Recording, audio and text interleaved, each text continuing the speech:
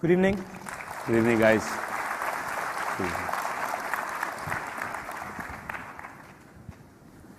So Rahul, let's, without much ado, get started. And if you don't mind, maybe I'll start first with you as Rahul, the person. Okay. You know, being a great-grandson, grandson, and a son of 3 prime ministers, you know, someone would see your life as of a privileged one. Do you think you've lived a privileged life? I mean, it depends. It depends which side of the coin you look at. Of course, there are a number of privileges where I sit, but I wouldn't say that I haven't been through a rough ride.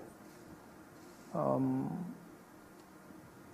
was 14 when my grandmother was assassinated.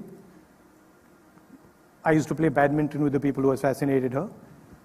I saw my grandmother die, and then I saw them die. After that, my father's killed. So you live in a particular environment. I'm surrounded by 15 guys from morning, noon, and night. So that's, I mean, I don't think that's a privilege. I think that's quite a hard thing to deal with. But then, life's a balance. You get, you have some privileges, you have some disadvantages. You take what you're dealt. So 15 guys, bulk of the day. That's almost like being in a house arrest. How many years has been like this for you? 1984. Wow, ever since. And hats off. You know, I was 14 when I lost my younger brother, my only sibling, and I can only feel how it is. Can I, if you don't mind, take you back to, so when your father was assassinated, where were you and how was it conveyed to you?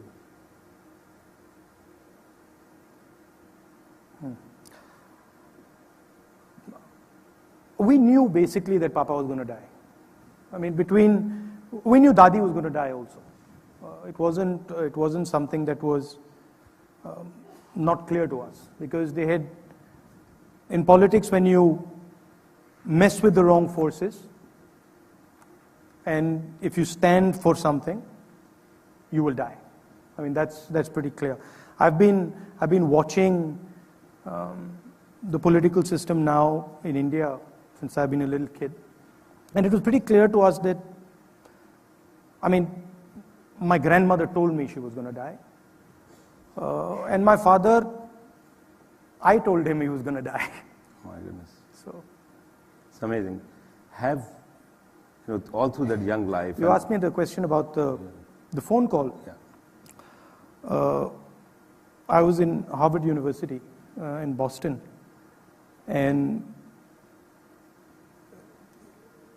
there was a discussion going on about the election campaign, and we knew that this was going to be a really problematic election campaign, and it was pretty much his last meeting. So we knew that was a problematic meeting. And then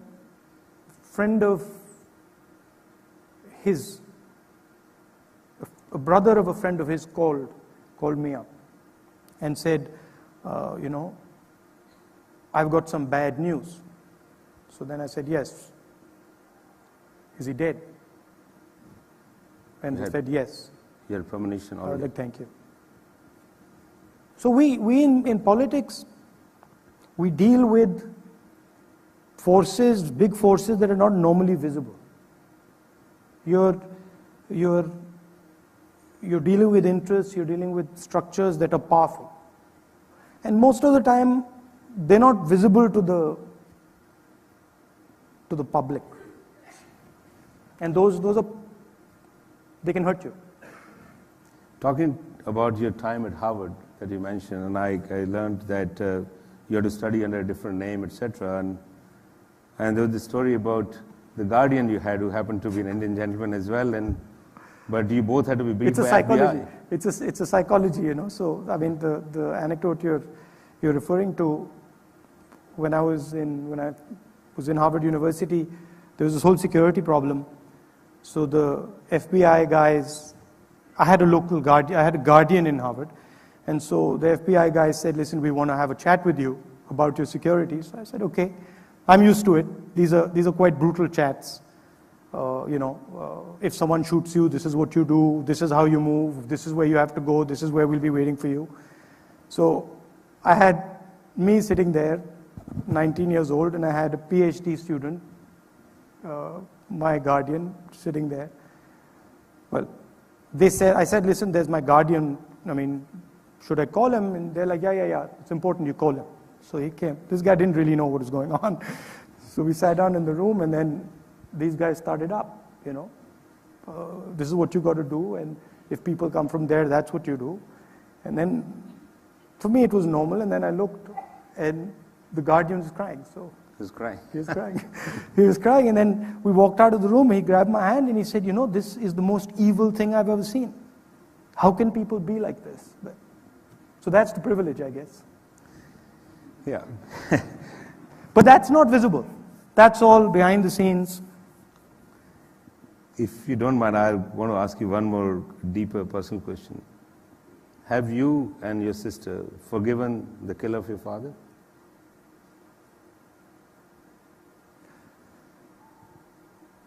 We were very upset and hurt, and for many years we were quite angry. But somehow, completely. In fact, completely. Kudos to you. Yeah. Kudos. Coming from the party of Mahatma Gandhi. See, one day when there's a history, and one realizes that when these events take place, it's collision of ideas, forces, confusion. That's where you get caught. I remember when I saw Mr. Prabhakaran on TV lying dead, I got two feelings. One was, why are they humiliating this man in this way? And second was, I felt really bad for him. I felt bad for him. I felt bad for his kids. And I did that because I understood deeply what it meant to be on the other side of that thing. And so to me, when I see violence, regardless of who it is, I know that there is a human being behind that, there's a family behind that, there's people behind that, there's kids crying behind that. So I think this is something that I've been through a lot of pain to get this. This is something that I consider very valuable. I literally don't hate people. I find it, even my sister, we find it difficult to hate people. That's great. I called up Priyanka after I saw this picture. I saw Mr. Prabhakaran, and I said, Priyanka, this is a very strange thing. I'm feeling a bit bad. She's like, why? I said, because he killed Papa. And I'm feeling that I'm not even, I should be happy that he's dead. Why am I not even generating a little bit of happiness inside? And she's like, oh, I'm feeling exactly the same. So my sister and me, we've been through the same experience, so we understand. We vibe together, we understand what these things are. That's great. Look, two of the greatest Indians, Buddha and Gandhi, and the biggest quality they espoused were forgiveness. Really kudos to you and your sister both to have reached that level. Thank you. Yeah. So maybe I talk a little bit about your sister. So you two really grew up very close with each other. So how deep a relationship has been? Any stories from your childhood with Priyanka? She's my best friend, basically. And I know, generally I'll be like, Priyanka, if I've got something I'm thinking about or some work stuff, I'd say, Priyanka, what are you thinking? What do you think of this? And I know pretty much 90% of the time, what she says is what I'm saying, and vice versa. So we are because we've been through this thing together, we sort of understand each other. But both of you would have, during Dadi's time as well as Dad's time, would have seen many global leaders come by and seen. Yeah. Anyone who interested you most from those in any which way? All of them. I mean, all of them have something special. Everybody has something special, you know. Mr. Mandela, I thought, was a unique person. Everybody. Nelson, of course, as I say again, following the footsteps of Buddha and Gandhiji. Listen, the thing is, it is the quality of forgiveness.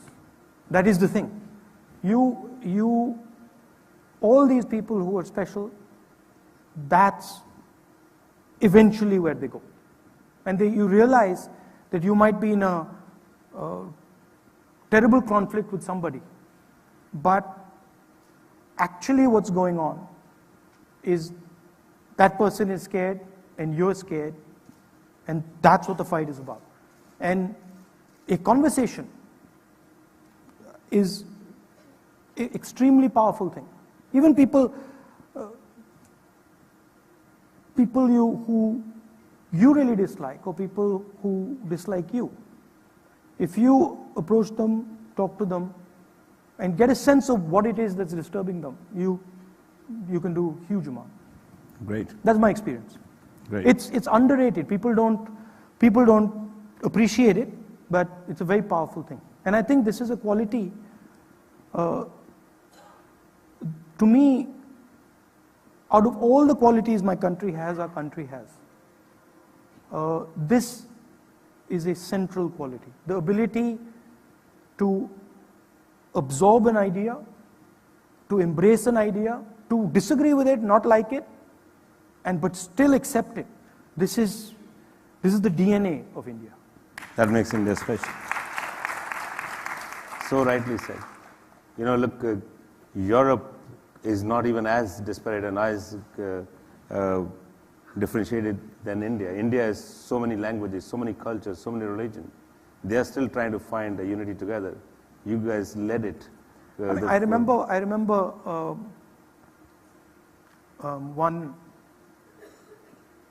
one gentleman who had come, and he asked me this question: what do you mean by unity in diversity? Mm-hmm. What is this? How can this be possible? How can something that is not the same, that is different, unite? And this is actually the heart of the Indian idea. You can actually take things which are in disagreement, that are completely different, and unite them. I would say this is one of the greatest achievements of our founding fathers. The nation was, in 47, built an unfortunate divide, but to be able to still keep India intact and one has been a great achievement. So kudos to Congress for that. On a lighter side, you know, one thing I noticed when I met you and shook hands, that you are incredibly fit. How are you able to keep yourself fit? My excuse is that I'm busy, therefore I keep gaining weight. No, I'm gaining weight. I'm gaining weight slowly. I'm getting fat. I run a little bit. I do some martial art. I do Aikido, Japanese martial art. Swim, cycle. So I do a little bit of exercise. I try to get a little bit of exercise in every day. And is that your major chill or major relax time? Yeah, I'd say yeah. I try to get in the evening an hour or so, 45 minutes. Now I'm finding it difficult. So there's direct connection. The moment that stops, this starts. You know? So. Okay, now let's move on to the new arena in terms of leadership. And as Sanjeev alluded right in the beginning, you see many of us here are the management graduates. We work in different capacities in organizations. Some of them lead companies and corporations. And you are now the new CEO of this mega corporation, which has had the largest market share for the longest time. And in the recent time has, of course, had major competition from some hard-charging rivals. How do you plan to revive and rejuvenate the party? The party is basically an idea. It's basically an ideology. And when you move away from the ideology, the party weakens. It's pretty straightforward. So the Congress party has to stand up to certain ideals. The Congress party has a tremendous history, and when the Congress party doesn't stand up to that history, people get confused. And people start to ask the question, are you really that institution? So I think periodically, like all organizations, we sort of make mistakes, and we've done our share of that. So I think the first thing is to set a few rules and say, listen, these 5 or 6 things, if you're in the Congress party, they're non-negotiable. We just will not tolerate this stuff, right? And that's first. Second is, the Congress party has become very inward-looking, and there's a process of opening the door, inviting new people in. Congress party is a institution that is constantly changing. So when sometimes I'll have conversations and people will be like, the Congress party is this and Congress party is that, and actually, this is your institution. This is not, this is the institution, it's an Indian institution. And it's the heritage of our country. And it is an institution that can serve our country hugely. Couple simple things. There is a powerful BJP. You might agree with what they say, you might disagree with what they say, but no one sensible in India will say that no opposition should exist, right? And so the Congress party has to stand up and say, listen, this is what we are offering. We're different. We don't agree with them on these things. We'll contest them on these things. We'll fight them on these things. And this is what we bring to the table.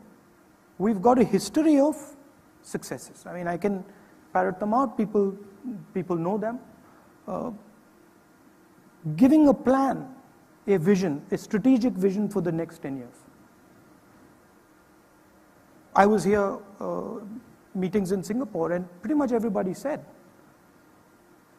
the globe is changing. China is rising. The United States is there. India's strategy is not clear. Where does India actually stand, not tactically, not in photo ops, but where do you actually stand strategically? And at the highest level, that question is being asked here. So where do we stand strategically? How are we going to take advantage of this huge shift on the planet? What's the vision for education? What's the vision for healthcare? How are we going to compete? We have 50,000 jobs a day being produced in China. India is currently producing 450. Can we continue to produce 450? No. So, India's attention has to be focused on the problem at hand. There's one problem at hand, big. How do you get jobs for our youngsters? So these are the type of things that the Congress would like to place an alternative vision in front of people. And not place a vision that is ours, but have a discussion with you. I mean, this is a great crowd. Have a discussion with you and say, listen, tell us what you think. Tell us what you think our education system should look like. Tell us what you think our healthcare system should look like. How do we get universal healthcare for everybody in India? What's the best way to do it? And then once we have that conversation, we produce a product and say, okay, here it is. Now let's implement this thing. And there too you have a role in playing a part in that. I'll come to both education and jobs in a meanwhile, but I just want to continue on the whole party and organization. See, in the last innings, 2004 to 2010, pretty much, it was a great ride. Yeah. Then it broke down. Singh is the king. was a big catchphrase everywhere, and Mr. Manmohan Singh was doing great in the first 5. Economy grew very well. You guys also opened up things further by RTI and Rega and everything. But there's something happened in 10, 11, that period onwards. We had a perfect storm. Oil price 140. Internal fight in the Congress party. Generational fight in the Congress party. A older vision, a newer vision, and those just went and collided. And so we were fighting an election. We had this internal conflict going on. We had issues with corruption, and that just came together. And then, now talking about another elephant in the room, often corruption. Despite the fact that, again, we're talking about last innings, you had almost uncorruptible person in Prime Minister Manmohan Singh. I've heard stories of him insisting his daughter was a professor at Delhi University. He insists she takes a taxi, can't take the official car to go back. So on one hand, you had a leader like that, and then also RTI and everything was done. And you also, for the first time, arrested ministers like Kalmadi or Raja or people like Kanimozi and all were put in jail, which is hats off to you guys. I mean, we have today I see the 3, or rather big M's are absconding, whether it's Vijay Mallya or it's Mehul Choksi or the 3 Modis. I mean, you did all that, but you have the mark of corruption on your head. Look, today you were seen as corrupt party. Today, you have the Rafael deal. Mm-hmm. You have Mr. Amit Shah's son. You have the Gujarat Petroleum. But the strategy of the BJP is not to answer. Just, okay, it's happening, and just not to answer. We did the RTI and completely transformed the basic structure. We created transparency throughout the system.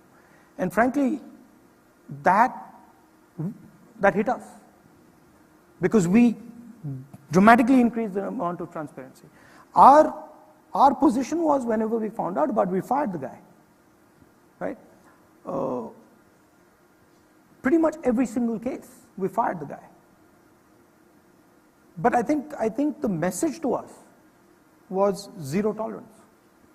And that's how we think about it, zero tolerance. Well, you agree that to some extent corruption did creep into Congress as well, but you are sure now zero tolerance going forward? 100%. Great. Thank you for that.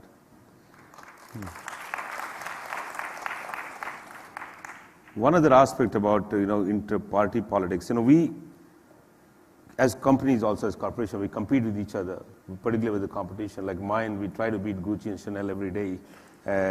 But then there are some areas where we try to converge and align to build some collaborative platforms. For example, when we look at counterfeit goods, to fight against that, we get together.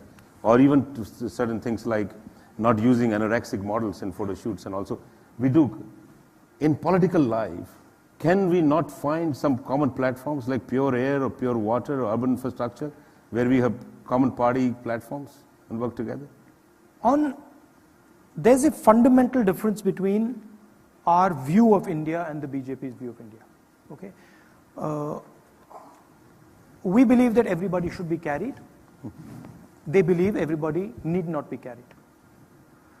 The gap is just too big. There's not, they won't talk to us about it, we won't talk to them about it.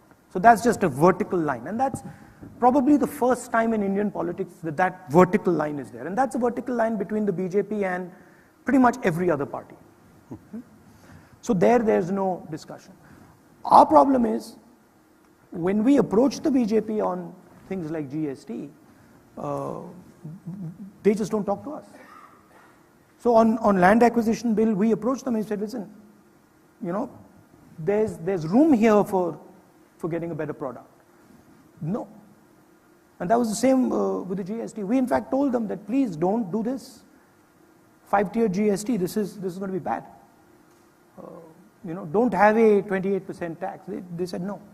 So their design is not to converse. That's problematic. And this is not only with us. This is a complaint that BJP ministers have. BJP leadership has this issue with the Prime Minister himself. Is this akin to what we have in corporations, that one guy wants to decide everything, and at times it can move faster, but it is... In politics, my experience is, in India, if you don't carry people, you won't get the job done. It's just, there's no way. You know, you have to build a consensus, you have to carry people, and if you don't do that, there's no play. Coming to issues, you talked about education. Now, we certainly have a huge issue that on one hand, larger number of people by millions are coming into our working force. But they're broadly divided into either they are uneducated, or they're unemployed, or they're unemployable. Because education, today, a 6th grader with certificate can't read a 2nd grade story. They can't even tell 40% of them what the capital of India is. Now, that's one issue. On the higher education, again, last 15 years, 5,500 colleges were opened. Means one a day almost. But again, a lot of quantity, very low quality. What is your vision of education? What kind of education system we need to bring in so we can really give skills to these guys? The Gujarat campaign was quite interesting. There was the discussion in Gujarat campaign was Gujarat's privatized 90% of its higher education. So that's not a design that we follow. We believe that there has to be a space for public institutions. There has to be a space for government institutions that would set a benchmark, a quality parameter. The best institutions in India today, they're government institutions. So that's one aspect. I think scaling them up, and I think giving them much more autonomy than they have. Political control of these institutions doesn't help at all. Ideological control of these institutions doesn't help. So I would push a much more liberal, sort of free liberal system. I would also put in significantly more money. The BJP has reduced the amount they spend on education and health, so I would put a lot more money in education and health. Primary education, during our time, we were very successful actually. We raised schooling rates almost to 90%. But next step, there was revolution on kids going to school, midday meal scheme and other things. But the next generation is quality, raising the quality of all those schools. But you can't do that without a robust public sector school system, robust public sector higher education system. That, if you remove that, I think you break the backbone. I'm not saying that there shouldn't be a place for private institutions. So there should be a place for private institutions. They have their role, but both should play. You just mentioned earlier about the difference between China and India on employment. They're generating 50,000 jobs. And China has followed a huge manufacturing model, which was followed by Japan and Korea and Taiwan as well. We, on the other hand, are now getting 1 million people every month in jobs. The government says they're employing 250,000. Maybe real numbers are much lower. No, government numbers in Parliament, given by their minister, is 1 lakh last year across the country. Wow. So this means millions are walking into same pool of unemployment. So when this berozgari will end for these guys, what kind of things we could do that we can employ these millions and millions who are out of jobs today? In fact, my hypothesis, and it's a hypothesis that resonates quite well with even the people in Singapore who I had a chat with about it, is that the anger that is being generated in India is basically because of jobs. Not enough jobs are being created. Right? So, to me, jobs are going to come from small and medium businesses. Jobs are going to come from transforming agriculture, building a cold chain, putting technology into the farm. Jobs are going to come by financing small and medium companies. Bulk of our banking finance today goes to the top 10, 15 companies. Goes to nobody else. And there's a huge banking problem. So to me, the real job creators are the small and medium guys, and they are, frankly, in India today, they're orphans. They don't get any protection. They have no political access. If you're a promoter of a big company, you walk right through the doors, through Parliament, finance minister's office. You're a little guy? No way. And on top of that, over the last 2 years, small and medium has been devastated by GST and demonetization. Right? Badly implemented GST and demonetization, I fail to understand anyway. No, great. I think small, medium enterprises is the way to go because we have much larger numbers that manufacturing today will not be able to absorb in big ways. Part of the discussion that we've had here is about the old manufacturing system, the big 50,000, 100,000 manufacturing system being disturbed, challenged by fourth generation manufacturing techniques. I think that's going to be an advantage for India. So if you are able to align those manufacturing techniques with our small and medium businesses and connect them with finance, I believe you can actually compete with China and take them on. That's great. Thank you. Talking of another big part of our country, which is our farmers. You know, almost half of the country is involved somewhere in farming. And farmers, poor guys, always in a gamble between monsoon and moneylenders. You know, somebody said that in a year when it's bad monsoon and the government doesn't help, the government doesn't have a heart. But in a year when monsoon is great and harvest is good and still farmer can't earn, the government doesn't have brain.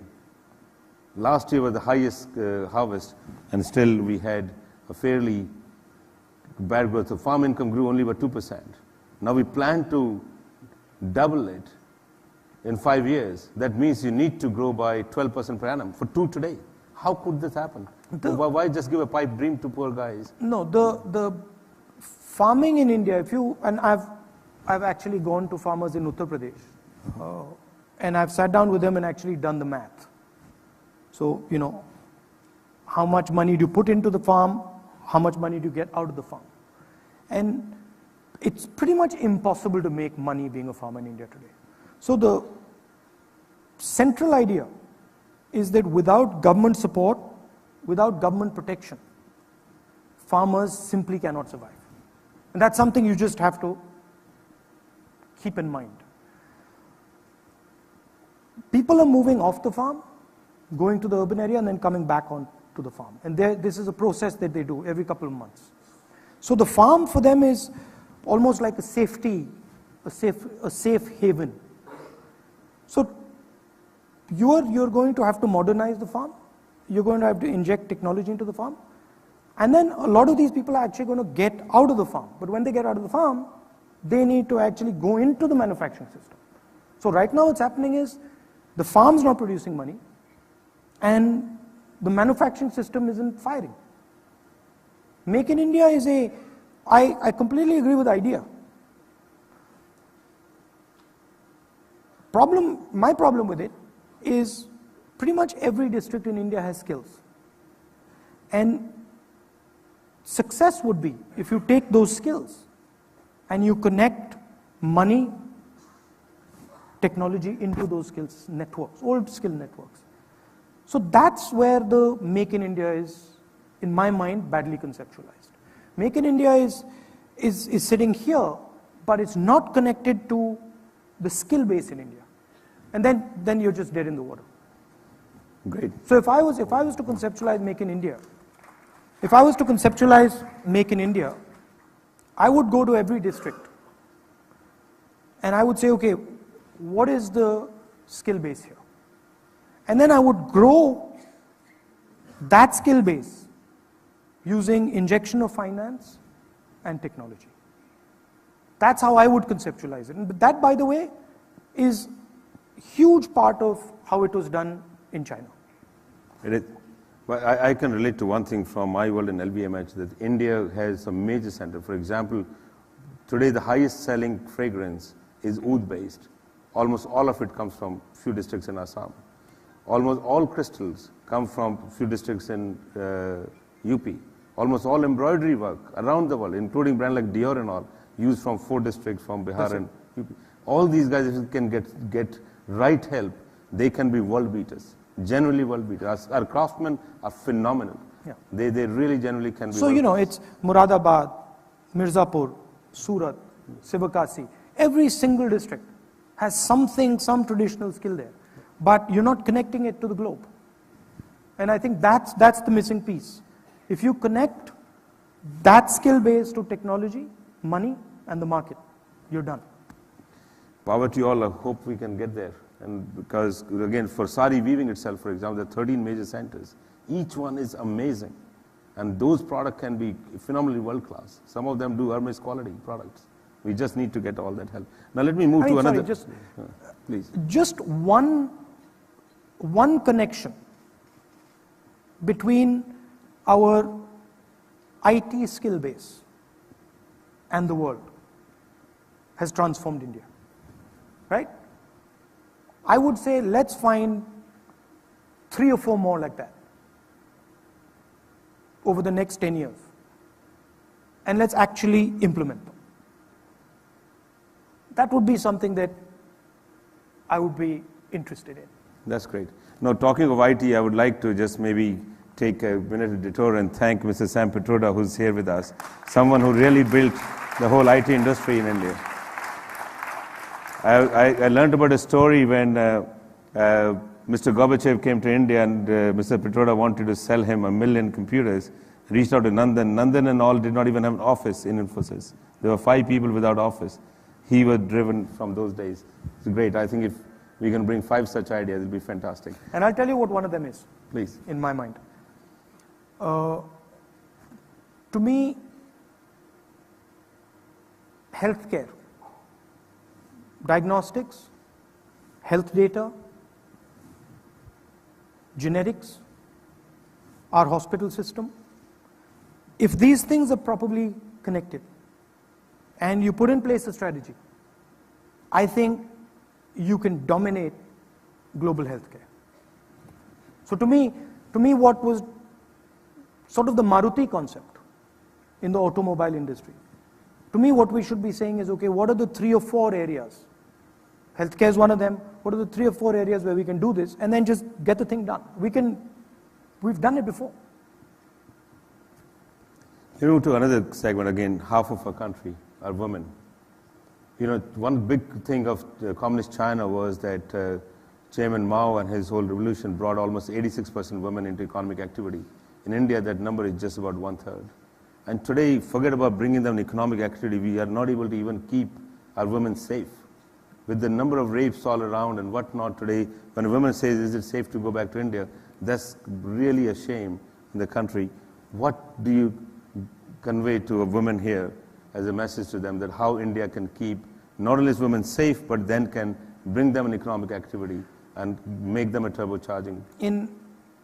First of all, there is a culture issue, right? So violence has a little bit to do with the culture and the way you view women. But from my perspective, political empowerment, Panchayati Raj, we did reservation for women, and we're going to do reservation for women in Rajya Sabha, Lok Sabha. I've already decided, and I've told my party people that I want to see rooms 50-50. I mean, it's a huge ask in a political environment, but I've said that, this business of 10 people and one woman, this doesn't work. And we can't just be neglecting them. So I'm looking forward to as many candidates and leaders. That's what I'm actively promoting. I'm being told that we are running out of time. I'll just ask quickly 2 other big questions. And again, this is also often an elephant in the room, and people try to avoid any discussion on this subject. Our country in 1947, unfortunately, got divided in name of religion. Millions died and tens of millions got displaced. And it left phenomenal scar. But those divisive forces are once again rising not only in India, but in US and many other places as well. India has always been an example for its pluralism. India has always been that idea, that concept that stood taller than every other nation. Now, today, we are once again really fracturing that part. How do you as a leader will keep that pluralism aspect of our country alive and keep it intact so that we can stay an example to the whole world? I think, as I said earlier, a rejuvenated, open Congress party with youngsters, with fresh faces, with open doors that people can be proud of, that they can look at and say, you know, I want to join that thing. So I think that's one very important piece. I think we have a role actually in keeping people together. We're fighting a battle with the BJP. Look, unfortunately, and this is something that's seen all over the world. Today, dividing people gives you political benefits, but then it has costs.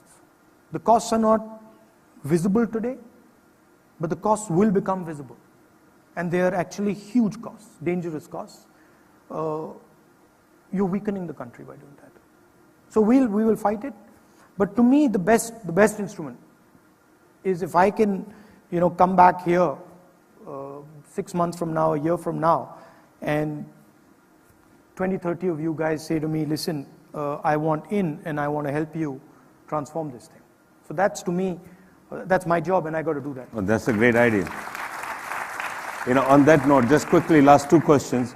One is that, you know, here, this is an August gathering of non-resident Indians. There are 32 million non-resident Indians. And there was a good move in your previous innings to start NRI government, etc., but now that's been abandoned and merged. NRIs in US, UK, even Indonesia get to vote. How come we Indians don't get to vote and participate, despite being 32 million of us? That is there. But listen, I mean, we are, Congress party is actually a party that began with NRIs. I mean, all our top leadership was NRIs.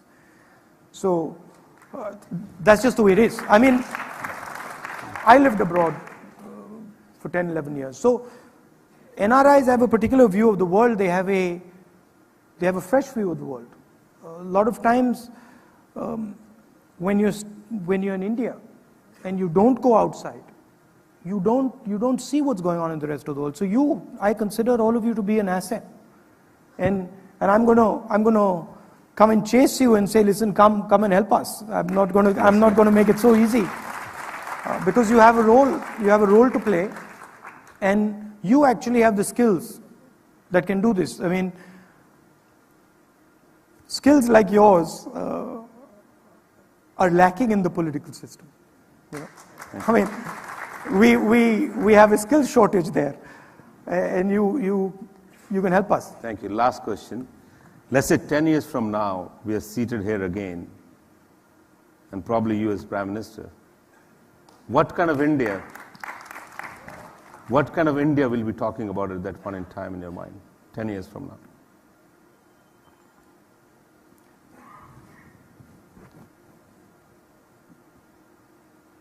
There are currently on the planet 2 visions. There is a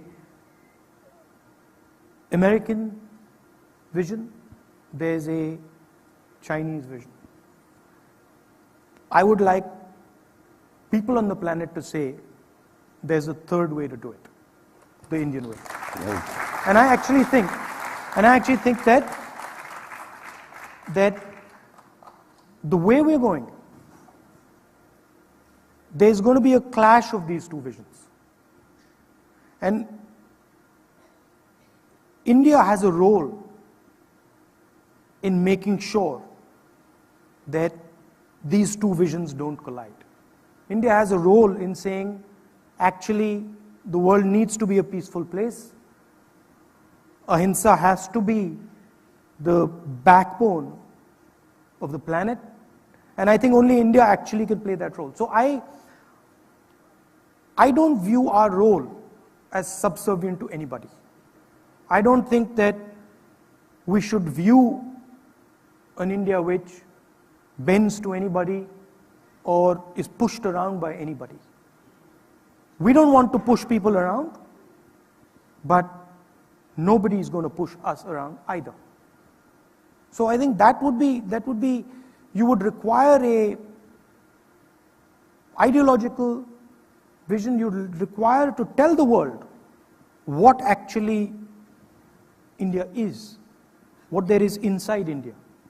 And today when the world looks at India, they say, you know, you guys talk to us about non-violence, you guys talk to us about peace, what's going on in your home? So we are actually hampering our ability to play that role. We are, I mentioned Mr. Mandela. Mr. Mandela told me himself that I was inspired by your country. I was inspired by your people. I was inspired by so many people getting together, standing up as one and throwing out the British. That's why I did what I did. I wouldn't have done it without that. So we've been an inspiration for Martin Luther King, for Mr. Mandela, and we haven't been an inspiration because we were being violent, because we were being nasty to each other. We were an inspiration because people said, look at this complex place. And wow, look at this amazing place that just lives happily, embraces each other and moves on. So that's the type of place I'd like to see. Great. Let's hope for that one India, united India that inspires the whole world. Thank you. On that note, Rahul, thank you very much. Thank you. It was really a pleasure. Just one small thing before you go. Instead of giving you flowers for yourself, okay, we have a small gift for you to take for someone. Let me just show you. That's very nice. Yeah. So this is not for you. Yeah, I know. So this is for your mom. Oh, how nice. Yeah. Maybe Thank you very much. Thank you. Thank you very much, ladies and gentlemen. May I please call Mr. Sanjeev Iyer on the stage? Thank you. We need to run here. Can Sanjeev, I think let's... Yeah, I know we are short on time, so I'd just like to say a quick thank you to Rahul and to Ravi and to all of you. There are a number of people who have put this together, but anyway, we are really running short on time. Can I have where are the flowers? So they do want to give you some flowers as well. Please. Maybe Thank you so much. I'm family, don't worry about me. Thank you. Thank you. Thank you. So, well, one other thing, I know a number of you had lots of questions and many of them could not be asked. So if I could ask you, Rahul, we'll send you the questions, and if you could... Sam, are we completely out of time? I mean, can we not do one or two questions? There are actually a ton of questions. Huh? I would love to continue. क्या हो जाएगा? That's a great attitude. Take the next slide. Okay, we take the next slide. All right, great. Hey. Come on. Five questions. Thank you, Milind. Sorry for... 5 questions, come on. Five. Okay. So, again, I've got various questions here. So let me just start with one question. You talked about this. On one hand, all the measures been taken. Are you going to ask or they're going to ask? They've come here on the screen. But why not? We can do that. That's a great idea. So what we use is normally a system called pigeonhole. Everybody sends questions, okay. Then they get voted, okay. And then the highest voted question gets asked. Okay. That's just typical. Fine. Internal democracy. Yeah, go ahead. So we really follow it to the T. So basically, a couple of questions which I had not picked up for lack of time. One is about inclusiveness. On one hand, our country has so many poor, but rich are getting richer. And we see cases of $1 billion home right in the middle of slum. Isn't it a bit crass? And we are still not getting our inclusiveness right? It's crass and it's dangerous. So you generate a lot of anger when a poor person sees that. And it's unfair. We tried with Narega, we tried with these instruments, but we got a real hammering for some of that work. I mean, I don't know if you remember, but Narega it's a handout to poor people, it's a horrible thing, it should be stopped. And then some economists came to me a couple of months back and said, we noticed something very interesting. What did you notice? We noticed that Narega actually triggered a massive rural growth. And actually a vast amount of the growth that we saw in 2008, 2009 was Narega, because you injected money directly into the village. So That's actually the thinking behind education, scaling up education. Universal healthcare. Make sure that people have a floor to stand on, that they can't fall below that floor. Narega was a minimum wage. It was actually the successful implementation of a minimum wage, the biggest successful implementation of a minimum wage on the planet in history. So we put a floor under every single person. But we paid a price. People are angry. Thank you. One other question. You were in Singapore last couple of days, and you met with various leaders in Singapore. What were your key points of exchange, and any suggestions to Singapore is also the largest investor in India. Any suggestions to the leadership or any requests to leadership from your side as Indian leader? No, I mean, they are a very impressive bunch. First, I'd like to say that I meet people from many, many different countries, and the Singaporeans are right up there, extremely talented. Kudos to Singapore. I mean, thank you. Very, very, very, very impressive. So that's there. We had general conversations about what's going on in India, what are the type of things they can do, investments, some complaints, things aren't moving fast enough, that type of stuff, general conversations. But I don't want to get into sort of specifics of the conversations that I held. That no, sure, for sure not. Did you get to see any bit of Singapore at all? No, from my hotel room. Okay. So Mr. Pitroda and everyone put you in a very tough schedule. Yeah, they've had me running non-stop here. Do we want to give one or two questions to the floor so that there's a real sense of floor asking a question? Let's take the gentleman right here in the front. Okay, Gagan. Sir, I'm a banker, so the economy is close to my heart. You were just mentioning the India wave, and can you spend a few minutes just talking about it? It was very interesting, but we'd like to just get to hear a little more of you on that. The India wave, meaning? On the building up a next IT wave, or right. The next skill set that would get the India to rise together. So you're talking of 4 or 5 which you have in mind. If you don't mind, just talking a little bit about it. Healthcare data, right? So the way I look at it, data is going to be the backbone of healthcare, of the healthcare system. That means MRI, X-rays, all diagnostics, all cures, when they're put together on computers, you will be able to cure people based on people who have already been cured. So to me, that is the space where we have a huge advantage. Today, all our healthcare data is just lost, right? It's like you have oil and you're just throwing it away. So developing systems and processes that actually allow you to manage that data, that allow you to capture that data, and then allow you to utilize that data. I envision India being able to use its data, not today, but 10, 15, 20 years from today, to actually run its entire healthcare system. To me, data is like oil, and we got the largest amount of it. China has, and we have. So thinking about how you put all this stuff together, how do you think about healthcare data? What do you do with it? What are the rules? Who owns it? Those are the type of things that 10 years, if you take the right decisions now, 10 years from today, you'll get a revolution. The telecoms revolution was basically a little box, right? It was a little rural exchange. Nobody understood what that thing was until you started to see it. But you saw it quite a long while after it was actually conceptualized. So I think now we should be thinking about these things. What is going to be our strategy on electric cars, right? I was in Norway some time back. Electric cars are basically taking over Scandinavian countries. How are we thinking about it?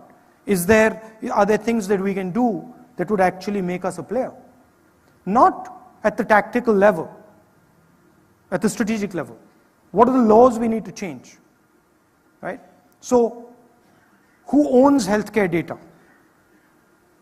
That's a huge question, which can completely transform our healthcare system. Those will be some of the things. On healthcare, one point I want to mention, even though China may have larger number of people, given our genetic diversity, our data is far richer and therefore can be far more relevant. No, great for you to think of that as a great idea.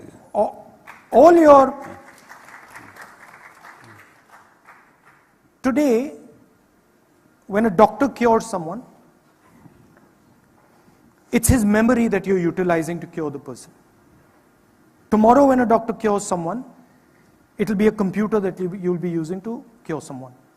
That computer's got to have past data in it. We're going to be the one who have the most. And so that to me is like gold. But we're not thinking about that right now.